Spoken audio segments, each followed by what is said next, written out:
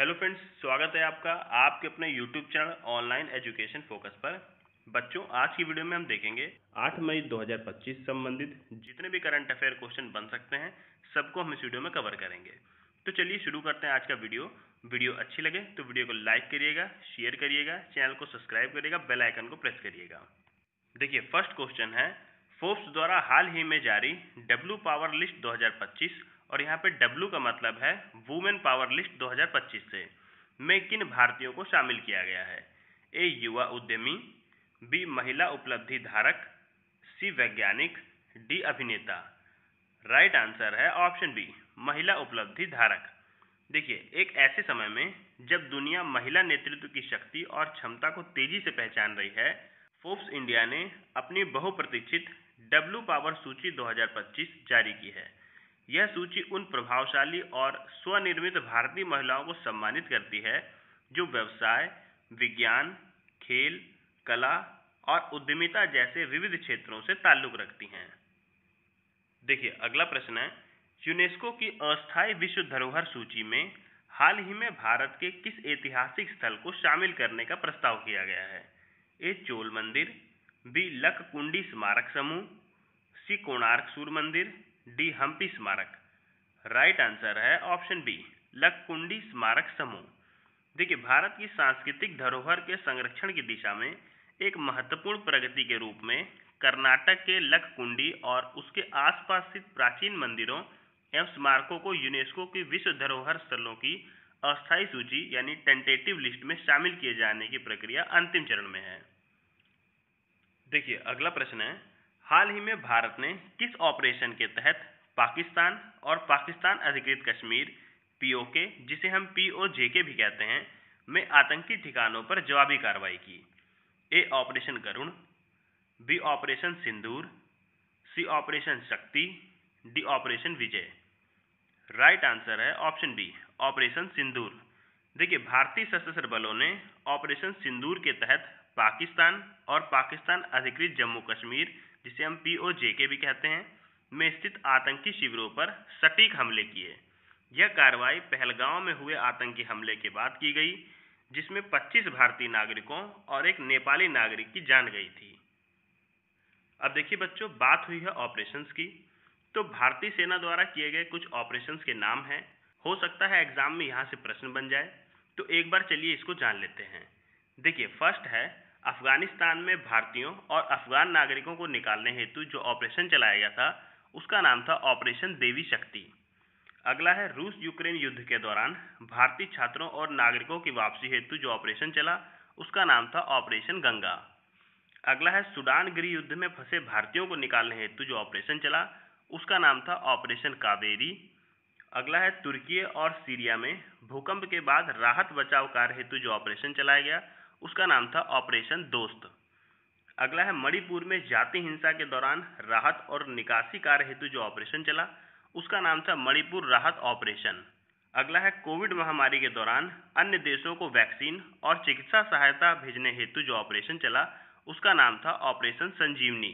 अगला है, एलएसी पर चीन के साथ तनाव के दौरान त्वरित सैन्य तैनाती हेतु जो ऑपरेशन चला उसका नाम था ऑपरेशन स्नो लेपर्ड। तो बच्चों, यहाँ पे भारतीय सेना द्वारा किए गए कुछ ऑपरेशंस के नाम थे जो मुझे लगता है कि एग्जाम की दृष्टि से इंपॉर्टेंट थे, इसलिए हमने यहाँ पे इसको देख लिया। अब हम चलते हैं अपने अगले प्रश्न पर। देखिए, अगला प्रश्न है, प्रधानमंत्री नरेंद्र मोदी ने 2 मई 2025 को किस अंतर्राष्ट्रीय बंदरगाह का उद्घाटन किया जिसे भारत का अगला प्रमुख ट्रांसशिपमेंट हब माना जा रहा है? A Jawaharlal Nehru port, B Cochin port, C Vizhinjam port, D Paradip port. Right answer है option C, Vizhinjam port. देखिए, प्रधानमंत्री नरेंद्र मोदी ने 2 मई 2025 को केरल के तिरुवनंतपुरम स्थित विंझी जम अंतर्राष्ट्रीय गहरे पानी का बहुउद्देशीय बंदरगाह का उद्घाटन किया। 8,800 करोड़ रुपए की लागत से विकसित यह अत्याधुनिक बंदरगाह अब भारत का एक प्रमुख ट्रांसशिपमेंट हब बनने जा रहा है, जो दुनिया के सबसे बड़े मालवाहक जहाजों को संभालने में सक्षम है। देखिए, अगला प्रश्न है, आरबीआई की रिपोर्ट के अनुसार वित्त वर्ष 2024 से 25 में भारत का कुल निर्यात कितने अरब डॉलर तक पहुंचा? ए 800.1 अरब डॉलर, बी 824.9 अरब डॉलर, सी 778.1 अरब डॉलर, डी 850.3 अरब डॉलर। राइट आंसर है ऑप्शन डी 824.9 अरब डॉलर। देखिए, भारत के व्यापार क्षेत्र के लिए एक महत्वपूर्ण उपलब्धि के रूप में वित्तीय वर्ष 2024 से 25 में देश का कुल निर्यात अब तक के सर्वोच्च स्तर यानी 824.9 अरब अमेरिकी डॉलर तक पहुंच गया है। यह आंकड़ा भारतीय रिजर्व बैंक आरबीआई की नवीनतम सेवाओं व्यापार रिपोर्ट में सामने आया है। यह निर्यात पिछले वर्ष के 778.1 अरब डॉलर की तुलना में 6.01% की महत्वपूर्ण वृद्धि को दर्शाता है। देखिए, अगला प्रश्न है, सुनील भारती मित्तल को हाल ही में विश्व बैंक की किस उच्च स्तरीय पहल में शामिल किया गया है? ए वैश्विक ऊर्जा मंच, बी निजी क्षेत्र निवेश प्रयोगशाला, सी वैश्विक रोजगार परिषद, डी सतत विकास समिति। राइट आंसर है ऑप्शन बी निजी क्षेत्र निवेश प्रयोगशाला। देखिए, भारतीय इंटरप्राइजेज के अध्यक्ष सुनील भारती मित्तल विश्व बैंक की उच्च स्तरीय पहल प्राइवेट सेक्टर इन्वेस्टमेंट लैब से जुड़े हैं, जिसका उद्देश्य उभरते हुए बाजारों में रोजगार सृजन और आर्थिक विकास के लिए निजी क्षेत्र द्वारा संचालित समाधानों को तेजी से बढ़ावा देना है। देखिए, अगला प्रश्न है, हाल ही में भारत ने न्यूक्लियर फ्यूजन पर आधारित किस अंतरराष्ट्रीय परियोजना के लिए मैग्नेट प्रणाली के निर्माण में योगदान दिया है? ए CERN, बी लीगो, सी ITER, D ISRO fusion lab. Right answer है ऑप्शन सी ITER। देखिए, ITER जिसका फुल फॉर्म होता है international thermo nuclear experimental reactor परियोजना में मुख्य चुंबक प्रणाली के निर्माण को सफलतापूर्वक पूरा किया गया है। यह दुनिया की सबसे बड़ी न्यूक्लियर फ्यूजन परियोजना है, जिसका उद्देश्य सूर्य की ऊर्जा प्रक्रिया को पृथ्वी पर दोहराकर स्वच्छ और कार्बन मुक्त ऊर्जा उत्पन्न करना है। देखिए, अगला प्रश्न है, भारतीय स्टेट बैंक ने किस संस्था के साथ साझेदारी कर देश के 26 भूमि बंदरगाहों पर बैंकिंग सेवाएं शुरू करने की घोषणा की है? ए सीमा शुल्क विभाग, B land porters authority of India, C railway मंत्रालय, डी विदेश मंत्रालय। राइट आंसर है option B land porters authority of India. देखिए, भारतीय स्टेट बैंक यानी SBI ने land porters authority of India के साथ एक समझौता ज्ञापन पर हस्ताक्षर किए हैं। यह रणनीतिक साझेदारी भारत के नेपाल, बांग्लादेश, भूटान और म्यांमार जैसे पड़ोसी देशों से जुड़ने वाले 26 लैंड पोर्टर्स ऑफ बैंकिंग सेवाएं स्थापित और उन्नत करने का लक्ष्य रखती है। देखिए, अगला प्रश्न है, विश्व प्रेस स्वतंत्रता दिवस 2025 किस दिन मनाया गया?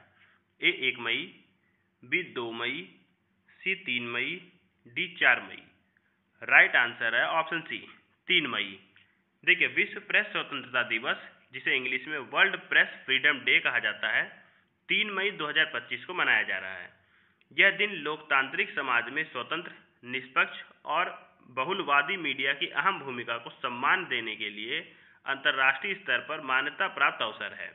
यह दिवस हर वर्ष 1993 से मनाया जा रहा है। अब देखिए बच्चों, बात हुई है दिवस की, तो मई माह से संबंधित जितने भी दिवस हैं उनको हम एक बार फटाफट देख लेते हैं।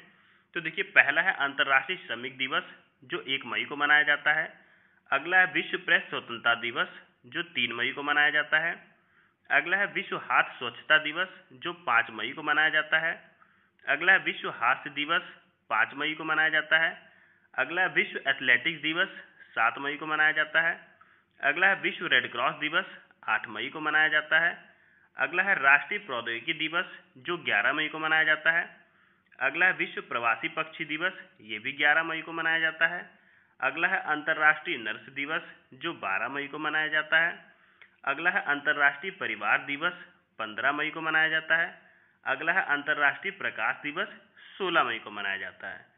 अगला है विश्व दूरसंचार दिवस जो 17 मई को मनाया जाता है। अगला है अंतर्राष्ट्रीय संग्रहालय दिवस, ये 18 मई को मनाया जाता है। अगला है विश्व मधुमक्खी दिवस 20 मई को मनाया जाता है। अगला है विश्व माप विज्ञान दिवस, ये भी 20 मई को ही मनाया जाता है। अगला है आतंकवाद विरोधी दिवस, ये 21 मई को मनाया जाता है। अगला है अंतर्राष्ट्रीय चाय दिवस, ये भी 21 मई को ही मनाया जाता है।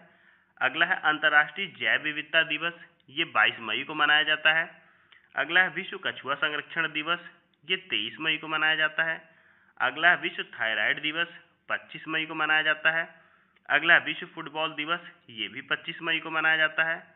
अगला है अंतर्राष्ट्रीय गुमशुदा बाल दिवस, ये भी 25 मई को मनाया जाता है। अगला है अंतर्राष्ट्रीय एवरेस्ट दिवस, ये 29 मई को मनाया जाता है। और अगला एंड लास्ट है विश्व तंबाकू निषेध दिवस, ये 31 मई को मनाया जाता है। तो बच्चों, यहाँ पे हमने मई माह से संबंधित जितने भी दिवस बन सकते हैं सबको देख लिया। अब हम चलते हैं अपने अगले प्रश्न पर। देखिए, अगला प्रश्न है, हाल ही में आरबीआई ने वैश्विक अनिश्चितताओं के बीच अपने स्वर्ण भंडार में कितनी मात्रा में सोना जोड़ा है? A 45.0 tonne, B 50.5 tonne, C 57.5 tonne, D 60.0 tonne. Right answer है ऑप्शन सी 57.5 टन।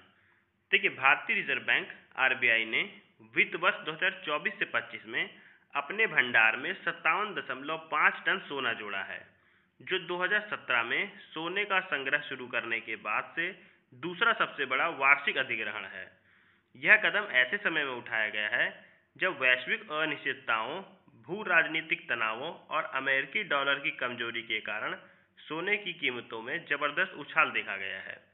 तो बच्चों, यहाँ पे हमने 8 मई 2025 संबंधित जितने भी करंट अफेयर क्वेश्चन बन सकते थे सबको देख लिया, और यहीं पे हम वीडियो का एंड करते हैं। वीडियो अच्छी लगे तो वीडियो को लाइक करिएगा, शेयर करिएगा, चैनल को सब्सक्राइब करिएगा, बेल आइकन को प्रेस करिएगा, जिससे मेरी आने वाली हर वीडियो का नोटिफिकेशन आपको मिलता रहे। मिलते फिर अगली वीडियो में, तब तक के लिए जय हिंद, जय भारत।